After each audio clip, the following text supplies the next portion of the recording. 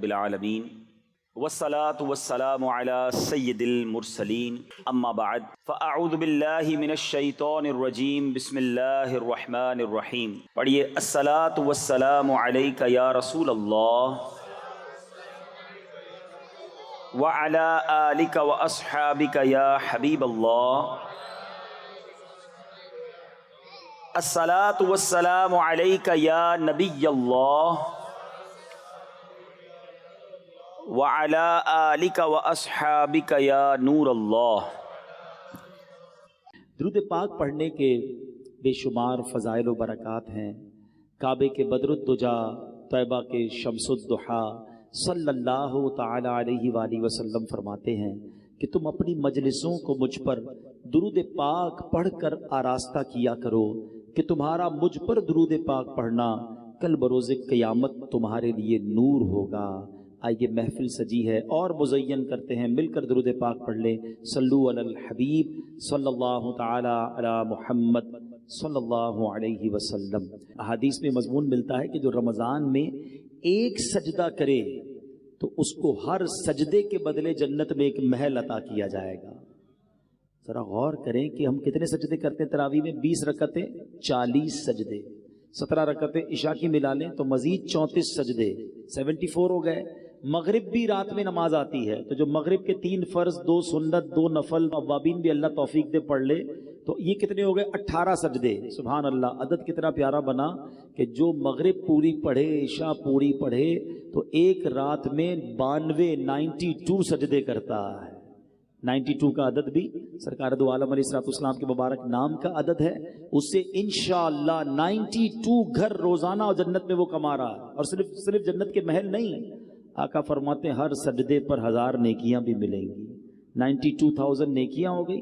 پھر فرمایا ہر سجدے پر جنت میں ایک درخت بھی لگا دیا جائے گا. اب کسی کو یہ کہیں یار رمضان میں 20 رکعتیں تراویح کی پابندی سے پڑھو، جیسے ہی مہینہ ختم ہوگا تو میں ڈیفینس میں ایک بنگلہ دے دیا جائے گا. بندہ کہے یار صرف تراویح سے بنگلہ ملے گا تو تہجد بھی پڑھ لیتا ہوں، ساتھ کوئی پلاٹ بھی دے دیں. ملے تو ہم سب کرنے کے لیے تیار ہیں. نبی کے وعدوں پر یقین رکھو نا. ہر سجدے پر آپ کو جنت میں ایک محل مل رہا ہے تو کیوں 8 تراویح پڑھ کے کوئی چلا جاتا ہے، کوئی 12 تراویح پڑھ کے چلا جاتا ہے، کوئی تراویح نہیں پڑھ رہا ہے. نہ کریں ایسا. دیکھیں رمضان کی یہ راتیں گھومنے پھرنے کھانے پینے کے لیے نہیں ہیں، یہ عبادتوں کے لیے ہیں. یہ اللہ کو راضی کرنے کا مہینہ ہے. اس مہینے میں حاصل کر لو جو حاصل کرنا ہے. نبی پاک کی حدیث سے سمجھو رمضان کیا ہے. میرے آقا علیہ الصلوۃ والسلام فرماتے ہیں اگر اس امت کو معلوم ہوتا کہ رمضان کیا ہے تو یہ تمنا کرتے کہ سارا سال ہی رمضان ہو. آپ دیکھیں کچھ لوگوں کا سیزن آتا ہے. بہت سارے یہاں کاروباری لوگ بیٹھے ہیں، ہر کاروبار کا ایک سیزن آتا ہے. آج کل آپ کو درزی بڑے بیزی ملیں گے، خاص طور پہ آخری عشرے میں. اچھا اب ان کو کہیں چلو یار کہیں گھومنے پھرنے چلتے ہیں، کہ نہیں بھائی رمضان کا سیزن لگا ہوا ہے، عید کے بعد جدھر بولو گے چلیں گے. بقرعید کے دنوں میں کسی کسائی کو گھما پھرا کے دکھا دو. نہیں بھائی یہ تو دن آئے، پورا سال انتظار تھا. بقرعید میں ہر آئٹم کا آتا ہے نا سیزن. مثال کے طور پہ گرمیاں آتی ہے تو کولر والے، اے سی والے بیزی ہو جاتے ہیں. سردیاں آتی ہے تو بلینکٹ والے، گیزر والے. ہر کاروباری کا ایک سیزن ہوتا ہے. وہ سیزن میں کیا کہتا ہے اپنے دوستوں کو؟ یار سیزن کے دن ہے. گھر والوں کو بھی کہتا ہے کوئی مجھ سے ایکسٹرا کام مت کہنا. دوستوں کو کہتا ہے بھائی میں ٹائم نہیں دے سکوں گا، بس یہ 10 15 20 دن مہینہ سیزن کا گزار لو، پھر انشاءاللہ جو بولو گے کریں گے. تو رمضان میں ہم نہیں کہہ سکتے اپنے دوستوں کو یار یہ مہینہ تھوڑا سا عبادت کرنے دو، یہ مہینہ میں سجدے کر لوں، یہ مہینہ میں تلاوت کر لوں. بلکہ رمضان میں ایسا لگتا ہے دوستی یاری زیادہ جاگ جاتی ہے. وہ بھی دوست بن جاتا ہے جو سارا سال نظر نہیں آ رہا ہوتا. وہ بھی کرکٹ کھیلتا ہے جو پورا سال کرکٹ نہیں کھیلتا. اور رمضان کے کرکٹ کھیلنے کے لیے آیا ہے. رمضان ٹورنامنٹ معاذ اللہ. آپ جری دیکھیں لوگ. اچھا پھر ایک تو کرکٹ، دوسرا کھانا پینا ہے. حالانکہ بھوکا رہنے کا مہینہ آیا ہے لیکن ہم کیا کر رہے ہیں؟ آل یو کین ایٹ، سحری آفر، افطار آفر. اچھا دوست بھی ایک دوسرے سے مل کے ایک ہی سوال کر رہے ہوتے ہیں، اور سناؤ آج سحری کدھر کرنی ہے، آج افطار پہ کدھر چلنا ہے. تو بھائی یہ پوچھو نا آج تلاوت کدھر کرنی ہے، آج ذکر کدھر کرنا ہے، آج محفل میں کہاں جانا ہے، آج تہجد کدھر پڑھنی ہے. یہ باتیں نہیں ہو رہی ہماری. سوچیے رمضان کیا ہے. خدا کے واسطے روزانہ ساری سال جو ہے نا میں اور آپ ایک دعا کرتے ہیں، یا اللہ میری دعا سن لے، میری مغفرت فرما دے، میرے گناہ معاف کر دے، میری مشکل آسان کر دے. ہم کرتے ہیں نا دعا. آپ کو پتہ ہے حدیثوں میں یہ مضمون ملتا ہے کہ رمضان کی راتوں میں آسمان سے آواز لگائی جاتی ہے کوئی مانگنے والا کہ اس کی مراد پوری کر دی جائے، ہے کوئی مغفرت کا سوالی کہ اس کا سوال پورا کیا جائے، ہے کوئی توبہ کرنے والا کہ اس کی توبہ قبول کی جائے، ادھر سے آفر ہے، اور ہم غفلت میں یہ راتیں گزار رہے ہیں۔ تھوڑے دنوں پہلے سوچ رہے تھے چاند دکھے گا، رمضان آئے گا، ہم عبادت کریں گے، ابھی تو سوچ ہی رہے ہیں۔ پلیز دیکھو، پچھلے رمضان میں کئی لوگ ہمارے ساتھ تھے جو اس بار نہیں ہیں، کیا پتہ اگلے رمضان میں ہم نہ ہوں۔ اس رمضان کو اپنی زندگی کا آخری رمضان سمجھنا اور اس کو اللہ کی یاد میں گزارے۔ وہ روایت یاد رکھیے گا کہ میرے آقا علیہ الصلوۃ والسلام نے ایک دعا پر آمین فرمائی تھی۔ جبریل امین نے کیا دعا کی تھی کہ یا اللہ، جو رمضان پائے اور اپنی مغفرت نہ کروا سکے اس کی ناک خاک آلود ہو، یعنی وہ ہلاک و برباد ہو جائے۔ نبی پاک نے آمین فرمایا تھا۔ دعا کون کر رہا ہے؟ فرشتوں کا سردار۔ آمین کون کہہ رہا ہے؟ نبیوں کا سردار۔ فرما رہے آمین نبیوں کے سردار صلی اللہ تعالی علیہ وسلم۔ دعا تو مقبول ہے نا۔ پھر ہمیں تو کانشیس ہو جانا چاہیے کہ یا اللہ 15 دن گزر گئے، نہ تراویح ایسی پڑھ سکا، نہ روزے ایسے رکھ سکا، پتہ نہیں بخشش ہوئی کہ نہیں۔ مولا کروڑوں بخشے گئے ہوں گے، ان بخشے ہوئوں کا واسطہ مجھے بخش دے پلیز۔ میرے بچوں، میرے ینگسٹر بچے، رمضان اس لیے نہیں آیا کہ ہم کھیل کود اور کھانے پینے اور شاپنگ میں گزار دیں۔ قرآن شریف کے حوالے سے ہی میں ایک سورت بلکہ اس کی چند آیتیں اور وہ پیغام دینا چاہتا ہوں کہ سوچئے اس مہینے میں ایک ایسی رات ہے جس رات کی فضیلت بیان کرنے کے لیے پوری قرآن پاک میں ایک سورت آئی ہے، اور اس سورت کا نام ہی سورہ قدر ہے، اور کیا شاندار پیغام ہے اس میں۔ بسم اللہ الرحمن الرحیم، انا انزلناہ فی لیلۃ القدر وما ادراک ما لیلۃ القدر۔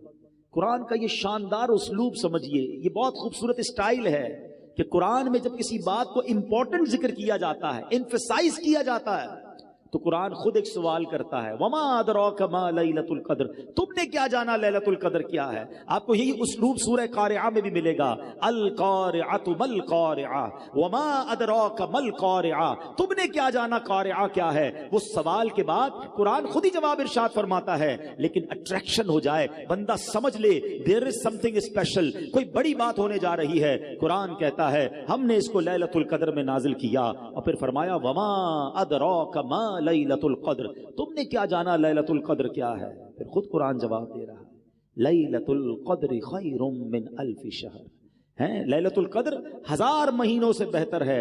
اب ایک کوسچن دماغ میں پیدا ہو سکتا ہے کہ یہ 1000 مہینوں کی جو بات کی گئی، یہ کیلکولیشن نارملی تو نہیں ہوتی ہے، کیونکہ اس کے 84 ایئرز اور 4 مہینے بنتے ہیں، 84 سال اور تقریباً 4 ماہ، 100 سال فرما دیے جاتے، ایگزیکٹلی 1000 مہینے کیوں؟ سبحان اللہ۔ علماء نے اس کے باقاعدہ مفسرین نے شان نزول بیان کیے، ایک بڑا پیارا شان نزول کہ فرمایا نبی پاک علیہ الصلوۃ والسلام ایک بار صحابہ کے درمیان بیٹھے، جلوہ فرما ہے، صحابہ کو نبی پاک نے خود ایک واقعہ سنایا کہ پچھلی قوم میں ایک بڑے بزرگ تھے، ان کا نام حضرت شمعون تھا، 1000 مہینے تک ایسے عبادت کی، دن روزے رکھے، رات نوافل پڑھے، جہاد بھی کیا اور شہید بھی ہو گئے۔ اتنا شاندار جب واقعہ صحابہ نے سنا نا تو صحابہ کرام علیہ رضوان کے دلوں پر ملال گزرا۔ Look at the way of thinking of صحابہ کرام، کیا انداز تھا صحابہ کرام کے سوچنے کا۔ کہتے حضور یہ پچھلی قوم والے تو آگے بڑھ گئے، اتنی ساری عبادت، 1000 مہینے کی عبادت، ہماری تو عمر ہی تھوڑی ہے، 84 سال 4 مہینے ہم تو زندہ ہی نہیں رہتے، نارملی لائف تو ہماری نہیں ہے اتنی، اور اگر جی بھی لیں تو عبادت کہاں سے کریں گے، بڑھاپے میں کہاں سے عبادت ہوگی؟ کہ حضور ہماری عمریں تھوڑی، پچھلی قومیں تو آگے بڑھ گئیں۔ اب یہاں ذرا رکتا ہوں اور اپنا حال ہم چیک کریں، ہم افسوس کس بات پر کرتے ہیں؟ کسی کا گھر دیکھ کر آ جائیں، او ہو اتنا بڑا بنگلہ، اتنی گاڑیاں بھی گن لیتے لوگ، بلکہ کچھ لوگ تو قیمت بھی نکال لیتے، پارکنگ میں اتنے کروڑ کی گاڑی کھڑی تھی۔ او اللہ کے بندو تم، اچھا پھر افسوس، اپنا گھر برا لگنے لگتا ہے، اپنی نعمتیں کم لگنے لگتی ہیں کہ اتنی ساری زندگی بھی محنت کروں تو میں اس کے مقابلے میں نہیں پہنچ سکوں گا۔ یہ صرف دنیا والوں کو دیکھ کر افسوس کیوں ہوتا ہے ہمیں؟ یہ ذہن نہیں تھا صحابہ کرام کا، انہوں نے کہا حضور وہ نیکیوں میں آگے بڑھ گئے، ان کی عمریں زیادہ تھیں۔ مجھے ایک بات بتاؤ نا، کسی بڑی گاڑی والے، کسی بڑے بنگلے والے، کسی دنیا میں ترقی کرنے والے کو دیکھ کر دل میں افسوس ہوتا ہے، کبھی ایسا نہیں ہوا کہ کسی تہجد گزار کو دیکھ کر خیال آئے یار یہ تہجد پڑھتا ہے میں نہیں پڑھتا ہے؟ کسی عالم دین کو دیکھ کر خیال آئے، ماشاءاللہ علامہ صاحب ہمارے ساتھ بیٹھے ہیں، ان کی عمر کے کئی لوگ ہم میں سے موجود ہیں، یہ خیال نہیں آیا کہ میری ان کی عمر ایک ہے، یہ عالم بن کے میں نہیں بن گیا؟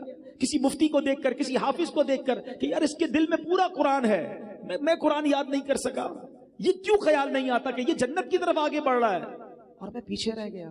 صرف دنیا میں لوگوں کو ترقی کرتے ہوئے، یہ ہمارے سرکل ہی الٹا ہے.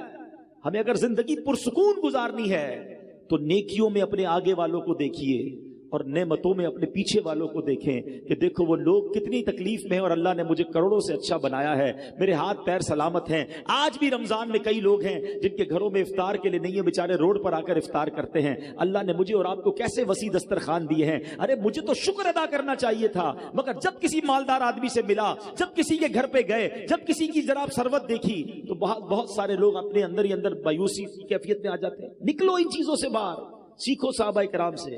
اب جب صحابہ کرام نے نبی پاک سے کہا نا حضور یہ لوگ تو آگے بڑھ گئے، سبحان اللہ، نبی پاک کے دل اقدس پر کچھ ملال گزرا. ہائے ہائے، مصطفیٰ کریم کے دل اقدس پر ملال گزرے، رنج گزرے. یہ رب کو کب گوارا ہے. جبریل امین آتے ہیں، کہتے حضور غم زدہ نہ ہو، آپ کی امت کو اللہ نے ہر سال ایک رات ایسی دے دی ہے جو اس رات میں عبادت کرے گا اللہ حضرت شمعون کی 1000 مہینے کی گئی عبادت سے زیادہ ثواب عطا فرما دے گا. That is 1000 month لیلۃ القدر خیر من 1000 شہر. یہ وہ 1000 مہینوں سے افضل رات ہے جو ہر سال ہمیں عطا کی گئی ہے. سبحان اللہ. اب آؤ اور آسان کر دیا گیا. یہ نہیں کہا کہ سال میں کوئی رات ہوگی، بلکہ یہ بھی نہیں کہا رمضان میں کوئی رات ہوگی. نبی پاک نے غلاموں پر اور کرم فرما دیا. یہ بھی فرما دیا، حدیث پاک کا خلاصہ ہے کہ رمضان کے آخری عشرے کی طاق راتوں میں سے کسی رات میں شب قدر کو تلاش کر لو. 21ویں، 23ویں، 25ویں، 27ویں یا 29ویں. تو اے میرے پیارے اسلامی بھائیوں، دس از دا گولڈن چانس. اللہ مجھے اور آپ کو شب قدر نصیب فرمائے. مور دین 84 ایئرز، 84 سال سے زیادہ کی عبادت کرنے کا ایک رات میں آپ کو موقع ملنے والا ہے. تو آپ کانشیس ہو جائیں، تیار ہو جائیں.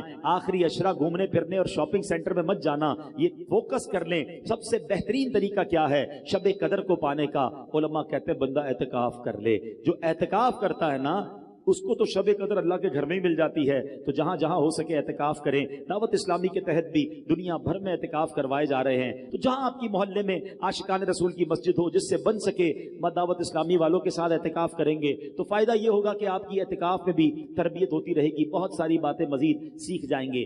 اعتکاف نہیں کر سکتے تو پھر آج میرا ایک مشورہ لے لیجیے. یہ 5 طاق راتیں طاق میں رکھیں، ٹارگٹ میں رکھیں، مس نہیں ہونی چاہیے. کیا کیا کرنا ہے؟ سب سے پہلے تو یاد رکھیں جو عشاء کی نماز اور فجر کی نماز باجماعت پڑھتا ہے اسے پوری رات عبادت کا ثواب ملتا ہے. یہ عادت تو سارے سال کی بنا لیں، اللہ توفیق دے. سارا سال ہی عشاء اور فجر سے جماعت سے پڑھ لیا کرو، ہر رات عبادت کا ثواب مل جائے گا. لیکن ایٹ لیسٹ طاق راتوں میں عشاء بھی، تراویح بھی اور فجر یہ باجماعت آپ نے پڑھنی ہے.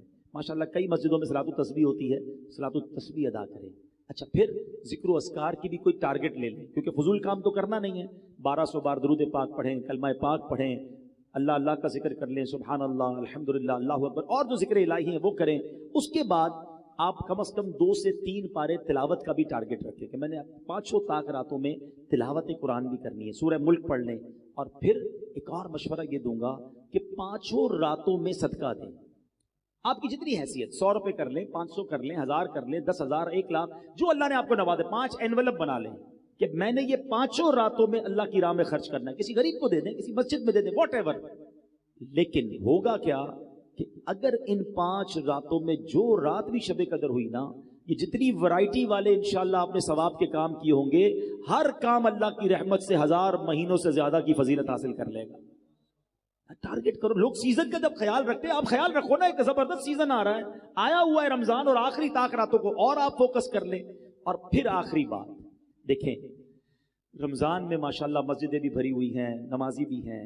رمضان کے بعد کیا ہمارے اوپر رمضان میں ہی نماز فرض ہے؟ کیا ہم رمضان میں ہی اللہ کے بندے ہیں؟ ایکچولی پتہ ہے ہوتا کیا ہے، سمجھو بات. رمضان میں میری اور آپ کی پریکٹس کروائی جا رہی ہے فائنل فائٹ کے لیے. شیطان بند کر دیا، اینیمی بند ہے، دشمن بند ہے، تاکہ میرے بندے عبادت کر لیں، روزہ رکھ لیں، تگڑے ہو جائیں، تقوی میں مضبوط ہو جائیں. اب شیطان آئے تو مقابلہ کر سکیں. مگر نظر یہ آتا ہے کہ لگتا ہے پہلی بال پہ ہی آؤٹ ہو جاتے ہیں، پہلے دن ہی مقابلے میں ہار جاتے ہیں. ارے بھائی کچھ دن تو باقی رکھتے. چاند رات بھی مسجد خالی، مغرب میں مسجد بھری ہوئی ہے. عشاء سے پہلے اگر امام صاحب اعلان کر دیں کہ چاند نظر آ گیا تو عشاء پہ بھی نہیں آتے. یار ذرا صحیح بتاؤ، یہ اپنے دل پہ ہاتھ رکھ کے سوچو، ہم یہ پیغام تو نہیں دے رہے کہ اے شیطان جب تک تو بند تھا نا ہم اللہ کے بندے تھے، اب جب تو آزاد ہو گیا ہم نے تیری ماننی ہے، یہ بتاؤ کیسا میسج ہے؟ آپ تو شیطان کو گویا یہ کہیں عمل کے ذریعے کہ اے شیطان، ہم رمضان میں بھی رحمان عز و جل کے بندے تھے، رمضان کے بعد بھی اللہ کی بات مانیں گے، تیری نہیں۔ تو اس بار ہم نے بدلنا نہیں ہے، انشاءاللہ رمضان کے بعد بھی نمازیں پڑھیں گے انشاءاللہ۔ اچھا یہ کیوں نہیں ہوتا ہے؟ ریزن ڈھونڈتے ہیں، what is the reason behind this, وجہ کیا ہے؟ یار ہر بار توبہ کرتے ہیں، 27ویں شریف کو رو رو کے توبہ کرتے ہیں، کئی لوگ تو اعتکاف کرتے ہیں، پھر کیا ہوتا ہے کہ یار یہ عید کے دن میں غائب ہو جاتے ہیں اور پھر اس کے بعد نظر ہی نہیں آتے؟ اس کی بڑی وجہ پتہ ہے کیا ہے؟ اس کی بڑی وجہ ہماری صحبتیں ہیں، ہماری کمپنیز ہیں، ہمارے دوست ہیں۔